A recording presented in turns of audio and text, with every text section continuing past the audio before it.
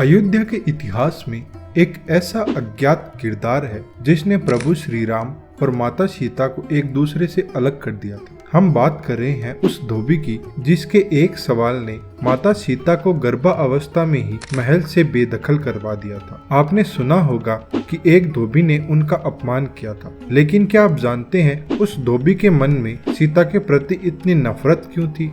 यह सिर्फ एक संयोग नहीं था, यह प्रतिशोध था।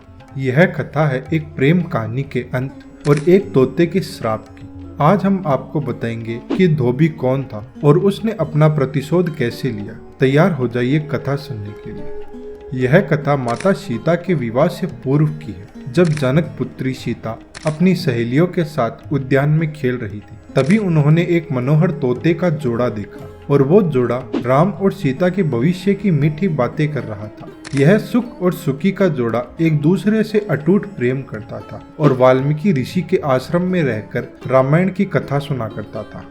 सीता ने जिज्ञासा में आकर अपनी सखियों की सहायता से उस जोड़े को पकड़ लिया। तब तोते ने राम का रूप और सीता का भाग्य विस्तार से बताया, जिस पर सीता का मन उस जोड़े पर लुब्ध हो गया।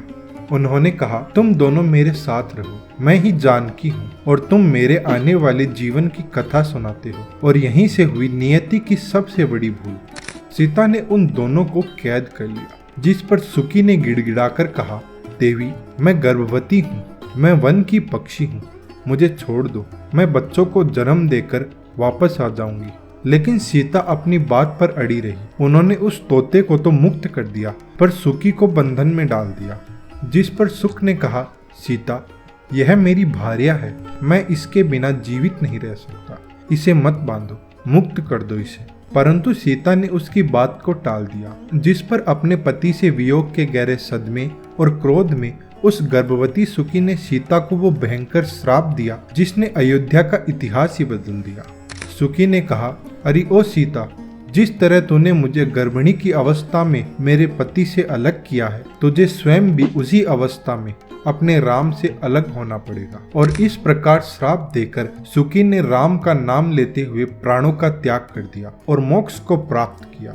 लेकिन उसका पति सुक, जो कि अपनी पत्नी वियोग के दुख और प्रतिशोध की आग में जल रहा था, उसने अंतिम सांस लेते हुए कसम खाई कि मैं अयोध्या में जन्म लूंगा और मेरे ही वचनों से सीता को अपने पति से वियोग का भारी दुख उठाना पड़ेगा। और यही वह क्षण था जब धोबी का जन्म हुआ। अपने क्रोध और लोगों का अपमान करने के कारण वह सुक पक्षी अगले जन्म में अयोध्या में एक धोबी के रूप में पैदा हुआ। उसके मन में सीता के प्रति नफरत का बीज उसके पिछले जन्म से आया था। नियति अपना खेल खेल चुकी थी। जब महाराज राम ने सीता को अयोध्या की महारानी बनाया, तब उस धोबी को अपने प्रतिशोध का मौका मिला। उसने अयोध्या के चौक पर खड़े होकर अपशब्द कहे। उसने कहा कि राम अपनी पत्नी को वापस क्यों लाए?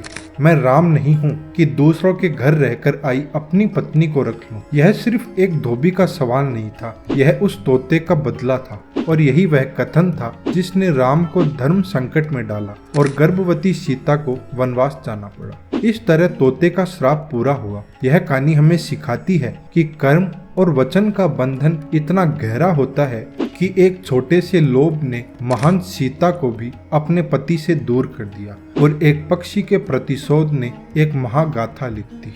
रामायण की इस अनसुनी कथा पर आपके क्या विचार हैं? क्या सीता का वनवास उस धोबी का न्याय था? हमें कमेंट्स में अपनी राय जरूर बताइए। इस रहस्यमयी इतिहास को शेयर करें और ऐसी ही अद्भुत कहानियों के लिए हमारे चैनल को सब्सक्राइब करना।